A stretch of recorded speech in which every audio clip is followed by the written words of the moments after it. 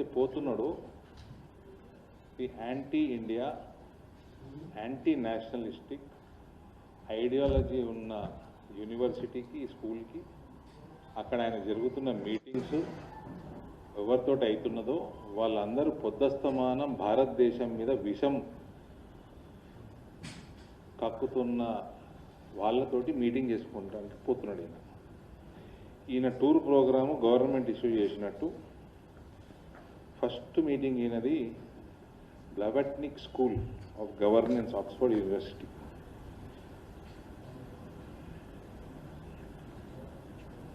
ఇది completely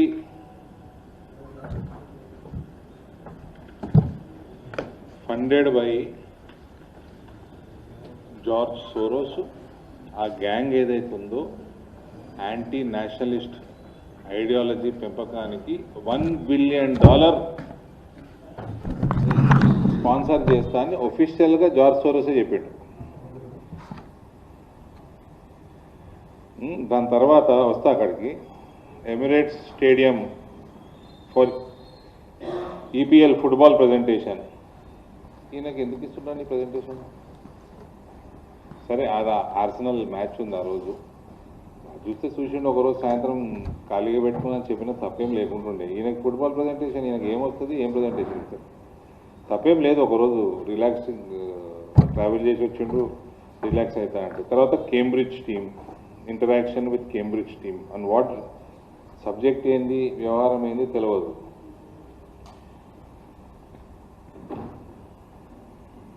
visit to London business school, visit to Harvard university, తర్వాత MIT campus. US చేరిండు. US చేరినాక engineering is criminal waste అన్న ముఖ్యమంత్రి. ఈయన ఎంఐటి క్యాంపస్ పోయి ఏం మాట్లాడతాడు? అది ఏం మాట్లాడతాడో దాని డీటెయిల్స్ కూడా ఇవ్వాలి కదా. What is the agenda? Visit to North Eastern campus Boston, meeting with Virginia Tech university team.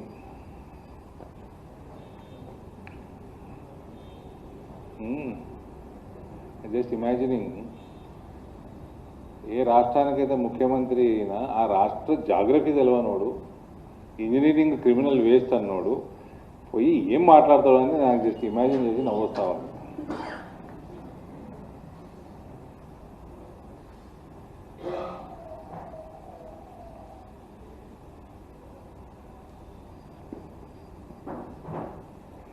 ఈ Blavatnik school of governance, this school has been a hub for anti-India activities and anti-India, ఇప్పుడు anti-Modi government narrative build చేయడంలో globally. This school has been most highly active school. ఆ స్కూల్లోకి పోయి ఈయన ఏం meeting పెట్టదలుచుకున్నాడు? How the Modi government, వీళ్ళ వెబ్సైట్లా, ఈ స్కూల్ వెబ్సైట్లో how the Modi government is strangling India's democracy. ఇండియాలో మూడవసారి భారీ మెజారిటీలతోటి గెలిచిన ప్రధానమంత్రికి వ్యతిరేకంగా అది ఇండియాస్ డెమోక్రసీని స్ట్రాంగిల్ చేస్తున్నాడు మోదీ గారు అని వీళ్ళ వెబ్సైట్లో ఉంది. ఈ స్కూల్కి ఎందుకు పోతున్నాడు? The Indian state and it's counter terrorism shows how government is targeting minorities in the name of kerbing terrorism. It is important to note that there has been no major UPA era like bomb blast in India post 2014.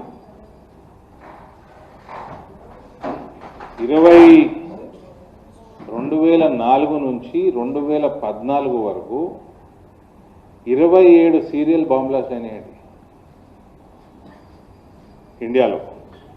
1100 అమాయక భారతీయులు చనిపోయిన bomb బ్లాస్ట్లలో. 27. ఇది ఒక్కటన్నా 2014 తర్వాత ఒక serial bomb blast అయిందా? వీడేమంటాడు ఈ school వాడు, ప్రొడక్టివ్ కౌంటర్ టెర్రరిజం అంట.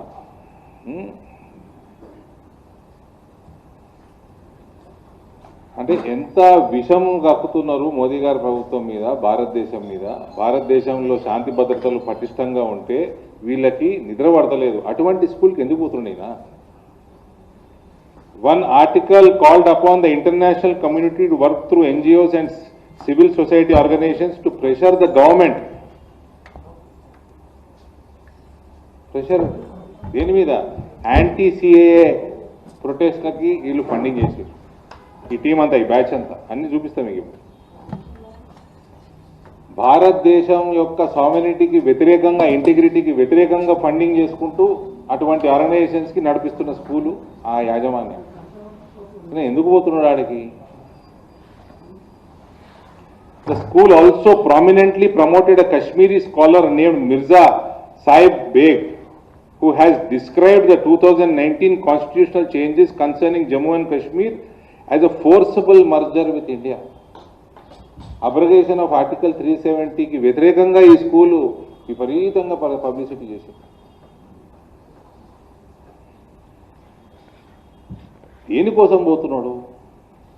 ఇది అజెండా అయింది ఆ స్కూల్లో మాట్లాడే ఫస్ట్ మీటింగ్ అదే. One of the major funders of Blavatnik School of Governance is Open Society Foundations, which is George Soros Foundation. This is the same organization which was put off MHA's watch list for its funding mechanism. క్లియర్గా భారతదేశ వ్యతిరేక శక్తులతోటి meeting చేయడానికి రేవంత్ ఎందుకు పోతున్నాడు? మళ్ళీ నేను ఇది allegation చేస్తలేను, ఇవన్నీ ఇగో నేషనల్ మీడియాలో వచ్చిన కథనాలు అన్నీ చూపిస్తాను మీకు. మళ్ళా కలుదాయిన కోతులకి ఎగరకుర్రి కొందరు రేవంత్ చెంచారు.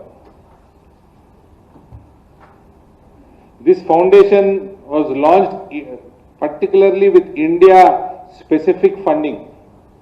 ఇండియాలో ఖేయాస్ క్రియేట్ చేయాలని ఒక పర్టికులర్ పని మీద ఫండింగ్ 2014 పిఎం మోదీ గారు ప్రధానమంత్రి అయినప్పటి నుంచి కేవలం ఖేయాస్ క్రియేట్ చేయడానికి ఫండింగ్ చేస్తూ ఉన్నారు ఈ ఆర్గనైజేషన్కి.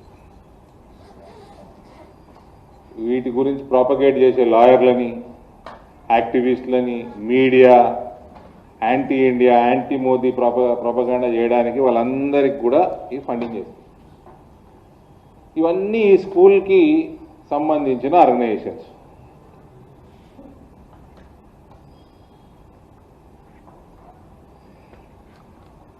In the past few years, George Soros Open Society Foundations directly and indirectly spent more than 100 million funding anti-government and anti-India propaganda to promote anti-government and anti-India propaganda. George Soros has pledged $1 billion, అంటే 9,000 కోట్లు సుమారు, to start a global university to fight nationalists.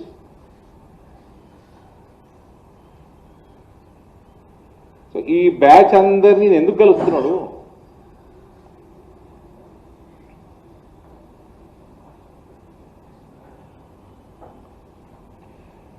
Telangana government ఎందుకు total agenda declare చేయలేదు? రేవంత్, ఈ రాహుల్ గాంధీ, ఈ George Soros, వీళ్ళందరూ వీళ్ళ batch అంతా. ఈ రాహుల్ గాంధీ యాత్ర చేసిండు కదా అప్పుడు, అదో ఫ్లాప్ సినిమా లెక్క వచ్చింది, పీకింది ఒకటి తెలియని కూడా తెలియదు. ఈ రౌండ్ ఆఫ్ చేసిన పక్కకి. George Soros aide walked into Bharat Jodo joint anti CAA protest BJP. ఆ రోజు headline.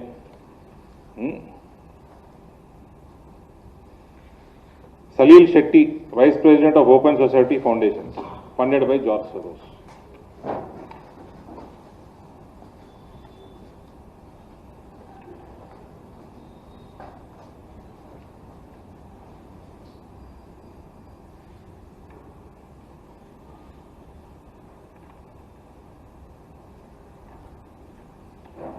Anjali Bharadwaj and Shabana Azmi, funded by Ford, Soros and Deep State, spotted at Delhi protest.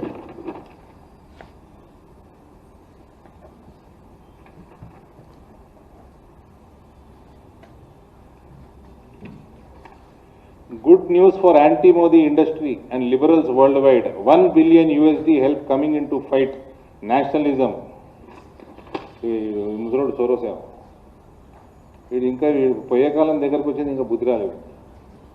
రేపో మాపో పోయేటట్టే ఉంది ముఖం చూస్తాడు. He himself $1 billion to start a global university to fight nationalists అంట.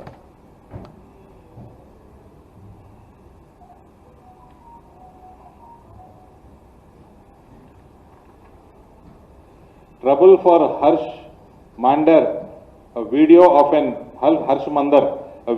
an inflammatory speech delivered by him during anti-CAA protest shown to Supreme Court judges. A viral video of a speech delivered by activist Harsh Mandar, a former member of Sonia Gandhi's UPA era National Advisory Council, has landed him into trouble with the highest court of the land. In an inflammatory speech caught on tape, Mandar is seen and heard inciting the mob of anti-CAA protesters in Jamia by saying that the future of the country will not be decided either at the Supreme Court or the Parliament. But it will be decided on streets of the country. On statement. In the video, Mandar is also seen and heard accusing the Supreme Court of failing to protect humanity and secularism in matter like Ayodhya and Kashmir. అంటే ఎంత హిందుత్వానికి వ్యతిరేకము, భారతీయతకి వ్యతిరేకము, మోదీకి వ్యతిరేకము. ఈయన UPA టైంలో national advisory council member, open society ఫౌండేషన్స్కి అడ్వైజరీనా. ఇటువంటి society, ఇటువంటి funding చేస్తున్న స్కూల్కి ఎందుకు పోతున్నాడు? అక్కడ ఈయన కలుస్తున్న ప్రొఫెసర్లు కూడా భారతదేశం మీద ప్రతిరోజు విషయం కక్కుతూ ఉంటారు. పూర్తి అజెండా ఏంది? ప్రభుత్వం తెలియజేస్తుందా, తెలియజేయదా? 100% ఈయన ఫారెన్ ట్రిప్ నేషనల్ సెక్యూరిటీకి సంబంధించిన ఏజెన్సీస్ స్క్రీనింగ్లోకి డెఫినెట్గా పోతుంది.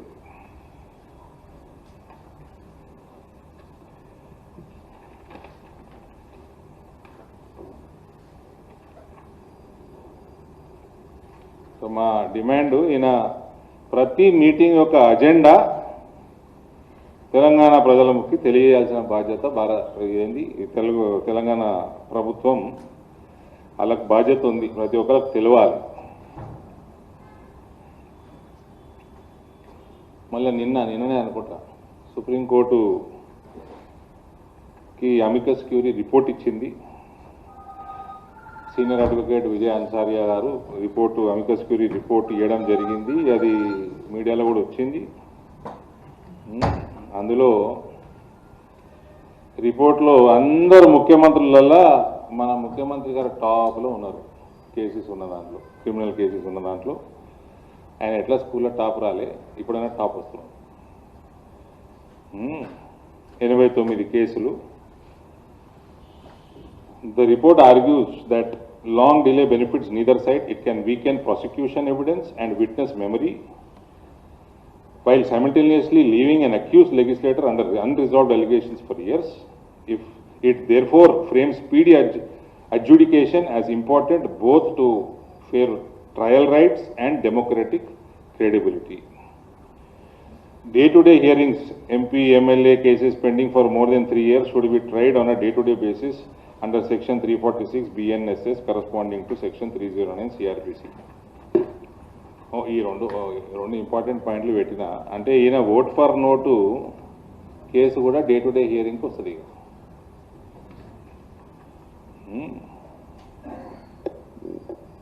అంతే అన్నట్టు కదా. మా అందరికి చాలా సంతోషం.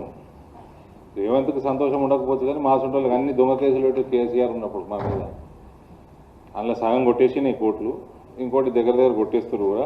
డే-టు-డే పెట్టేస్తే తొందరగా పిడవుతుంది. మేము సంచులు మోసిన వాళ్ళం కాదు, పైసలు కట్టలు తీసి టేబుల్ మీద పెట్టిన వాళ్ళం కాదు. మాకు డే-టు-డే ఉంటే తొందరగా అవుతుంది. మా నామినేషన్ పత్రం 2029 క్లీన్ ఉంటుంది, ఒక్క కేసు లేకుండా.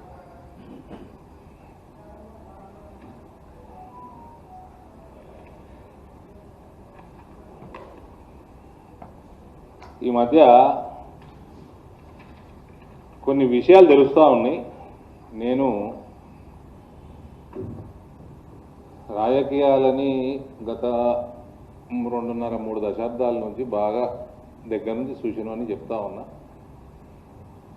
బ్యూరోక్రాట్స్కి స్పెషల్లీ ఐపీఎస్లు కావచ్చు, ఐఏఎస్లు కావచ్చు, ప్రత్యేకంగా ఐపీఎస్లకి దయచేసి రాజకీయ నాయకుల వలలో పడకండి. రాజశేఖర రెడ్డి గారి టైంలో అనవసరమైన ప్రెషర్లోకి వచ్చి ఫైళ్ళ మీద సంతకాలు పెట్టి మంచి ఆఫీసర్స్, బ్రిలియంట్ ఆఫీసర్స్ జైలుకు పెట్టారు. Revanth is two small a fellow. He has no stature. Don't fall in his trap. He will not be able to protect your future.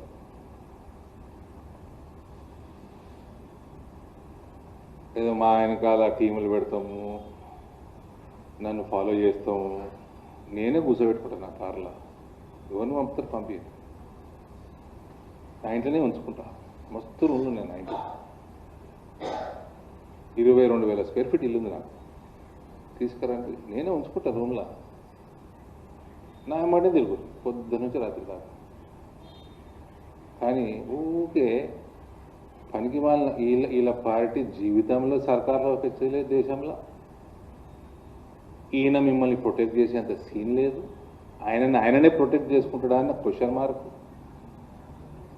ఇప్పుడు నేను అమికేస్ క్యూరీ ఇచ్చిన రిపోర్టు బట్టి మాకు ఇంకా ఆనందం. తొందరగా ఆ నోట్ల గడ్డలు తీసి బయట పెట్టినోడికి రావాలి కదా.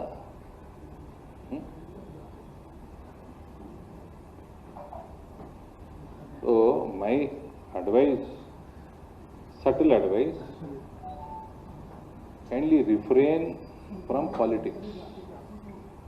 Please do your duty. Don't fall in to immature political hands, more so Revan's hands. పొట్టోడు సైజే పొట్టోడు కాదు, పొలిటికల్ కూడా పొట్టోడే. ఇంకోటి నాకు సలహాలు, చాలామంది సలహాలు ఇస్తున్నారు పొట్టోడు అనొద్దని. నేను ఉట్టిగానే అందెవరిని నేను ఉట్టిగానే చాలామంది ఉన్నారు. ఈయన క్యాబినెట్లో మొత్తం మంది ఉన్నారు. అన్నా కేసీఆర్ టైంలో కూడా ఆయన కుటుంబాన్ని అన్నాం, కానీ క్యాబినెట్లో అన్నామా? ఎవరైనా ఎమ్మెల్యేలను అన్నామా? ఎవరైనా ఎంపీలను అన్నామా? ఎవరైనా సీనియర్ లీడర్లను అన్నామా? మాజీ వాళ్ళని నమ్మినా? ఎవరికి ఏ భాష అర్థమవుతుందో, ఎవడు ఏ భాష మాట్లాడతాడో ఆ భాషలో మాకు రిప్లై ఇస్తారు. మేము మహాత్మా గాంధీని యాద కదా ఒక చెంపశైలం అంటే ఇంకో చెంపశైలం అంటే దొడకుండా అలవాడు. ఫస్ట్ కోటు తెస్తాడు, ఇప్పుడు అంతటి గిట్టుబాటు ధర తెచ్చిన. నీకు గుండు ఉంది అనుకున్నాగా, నువ్వు రైతులందరూ గుడ్డు కొడతావని మేము అనుకోలేదు. మరి గుండుకు బుద్ధి చెప్పాల్సిన బాధ్యత ఉన్నది. ఆయన అంటాడు, నాకున్నది గుండు, నేను రాసిచ్చింది బాండు అని. మీరు ఎవరిని గెలిపించిందా? నాకున్నది గుండు, నేను రాసింది బాండు అంటాడు ఆయన. పసుపు బోటు తెస్తా అని బాండు రాసిచ్చిండు. ఒక గుండు ఆయన మీకు బాండు పేపర్ రాసిచ్చాడు. ఈ గుండును పార్లమెంట్ మీరు పంపించారు. ఇప్పుడు మళ్ళా గుండును గెలిపించండి, నేను మీకు పసుపు బోటు ఇస్తా అంటున్నాడు. దమాక్ లేనివాడికి ఆ క్యాంపెయినింగ్కి వచ్చినప్పుడు కూడా 2024 ఎలక్షన్లు గంతపూర్తి తెలియదు. చదువు రాదు పేపర్. అప్పటికి బోర్డు వచ్చింది, అప్పటికి అన్నీ వచ్చేసినాయి. ప్రధానమంత్రి వచ్చిండు, డిక్లేర్ చేసిండు, బోర్డు ఫామ్ అయింది. వచ్చి బోర్డు రాలి, మళ్ళీ తీస్తా, మళ్ళీ గెలిపిరు అంటుంది. అప్పటికి వచ్చేసింది. ఊకే సలహాలు ఇవ్వద్దు. పుట్టోడే, చదువు రానోడే. మీకు లాస్ట్ టైం చెప్పిపోయినా, ఎవరైనా నన్ను తెలంగాణ సముద్రం ఒడ్డుకు తీసుకపోండి, 3 దిక్కులు సముద్రం అన్నాడు. ఎవరైనా తీసుకపోరు నన్ను ప్లీజ్. ఊకే అటు దుబాయ్ ఇవ్వయో ఎందుకు పోవాలి? ఊకే సముద్రం చూడనీకే. తెలంగాణలో ఉంటే 50 కిలోమీటర్లు దాటితే ఇక్కడికి వెళ్ళి తెలంగాణ బార్డర్ సముద్రం ఉన్నది. తీసుకుపోతారు ఎవరన్నా? ఈయన మళ్ళా నన్ను ఒడగొట్టాలని తిరిగిండు. జీవన్ రెడ్డి గారు ఎవరైతే ఉన్నారో కాంగ్రెస్ అభ్యర్థి నిజామాబాద్ పార్లమెంట్లో ఆయన జీవితాన్ని నాశనం చేసినోడు ఈయన. ఆయన జీవితాన్ని నాశనం చేసిండు. If he would have contested Karimnagar like he wish to do, he would have performed much better. ఆయన కరీంనగర్కి తెలిసిన ఆయన, నిజామాబాద్లో ఆయన ఎవరు పరిచయం లేదు.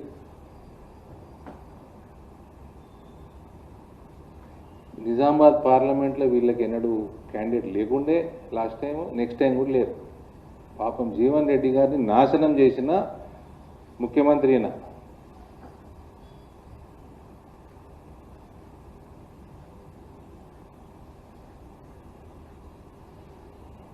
నిన్న మొత్తం చూపించారు మీరు, వాళ్ళు తిడుతురు వాళ్ళ పార్టీ వాళ్ళు రేవంత్ రెడ్డి. అది మీరు చూపించారు, మీరు నాతోటి చెప్పారు, మీరే చెప్పారు నాతోటి. ఉత్తమ్ కుమార్ రెడ్డి ఇష్టం ఉన్నట్టు తిడుతున్నాడు చిట్ చాట్లలో రేవంత్ రెడ్డి. మహేష్ కుమార్ గౌడ్ ఇష్టం ఉన్నట్టు ముఖ్యమంత్రిని తిడుతున్నాడు. రేవంత్ వాళ్ళిద్దరిని ఇష్టం ఉన్నట్టు తిడుతున్నాడు. మీరే చెప్పారు నాకు. నా మీద పడి ఎందుకురా నాయన, మీ పార్టీ వాళ్ళే తిట్టుకుంటున్నాను.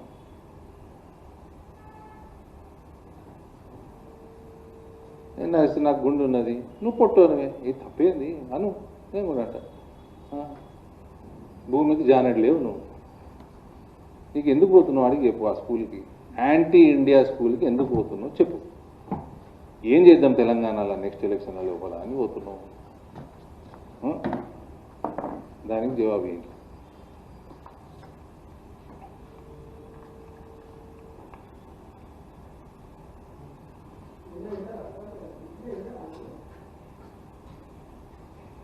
ఏ ఛానల్ పెట్టినా అదే చూపించారు మీరు. వినప్పుడు ఏం చేస్తాం?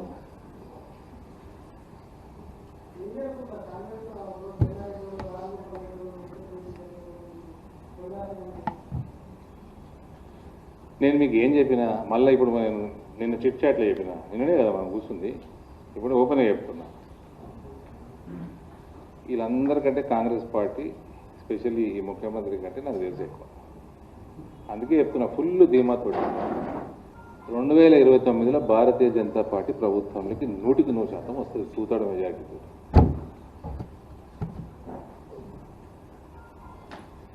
ఎట్లా వస్తుంది? ఏమన్నా చేస్తాం, తెస్తాం, లీగల్గా చేస్తాం, ఏమన్నా చేస్తాం. మాకు అది అలవాటు. ఇవన్నీ చూస్తుంటే ఇంకా అలగగా అయ్యేటట్టుంది. ఇవన్నీ చూసుకుంటే నాకు టెంప్టేషన్ వస్తుంది, మళ్ళీ బాండ్ పేపర్ రాసియాలనా అని. 100% మేము వస్తాం ప్రభుత్వంలో. రాసిచ్చినా రాసిస్తా, ఏదో రోజు 3 వస్తుంది రకం రాసిచ్చి సోషల్ మీడియాలో పెడతా. అంత కాన్ఫిడెన్స్ ఉంది నాకు.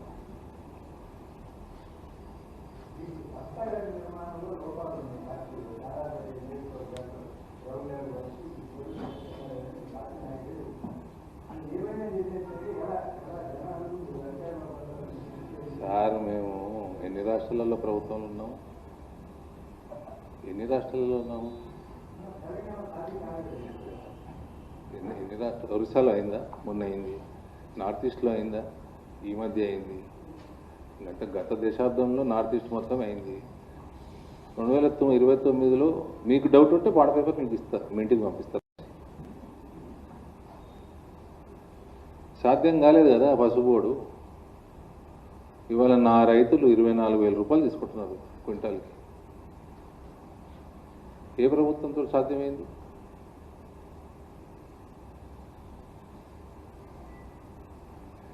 రెండు 2019లో 93,000 ఓట్లు వేసుకున్నారు రైతులు. నేను ఆనాడే చెప్పిన, నెక్స్ట్ టైం 93,000 ఓట్లు నాకు వస్తాయి. అది నాకు 2024లో వచ్చుడు కాదు, పర్మనెంట్గా బీజేపీకి వచ్చినాయి ఓట్లు.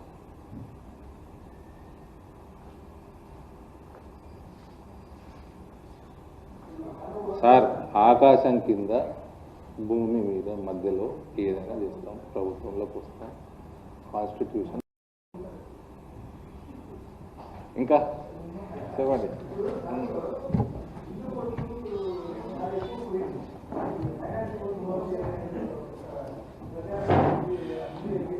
మేము చేయలేదు ప్రచారం.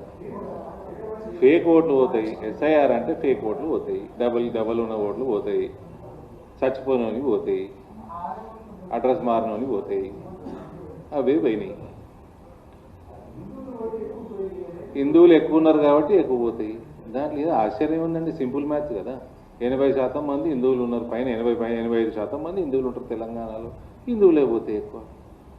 శాతం చూసుకోండి, అప్పుడు మీరు శాతం చూసినాక మాట్లాడండి. మీరు మీరు మీరు మీ ముందరికి వచ్చిన నేను ఏంటంటే మీరు అందరూ అడగాలి, ఎందుకు పోతున్నావు బ్లావెట్ స్కూల్, అది బ్లవెట్నిక్ స్కూల్, బ్లవెట్నిక్ స్కూల్కి ఎందుకు పోతున్నాడు? మీరు అందరు సీఎంని అడగాలి, లేదా ఆయన చీఫ్ సెక్రటరీని లేదా ప్రభుత్వాన్ని అడగాలి, కంపల్సరీ అడగాలి. It is the issue of national security, national integrity and sovereignty of this country.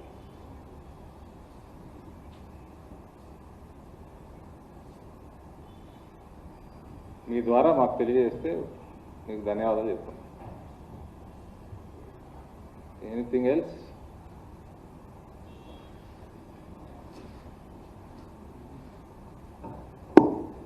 Thank you.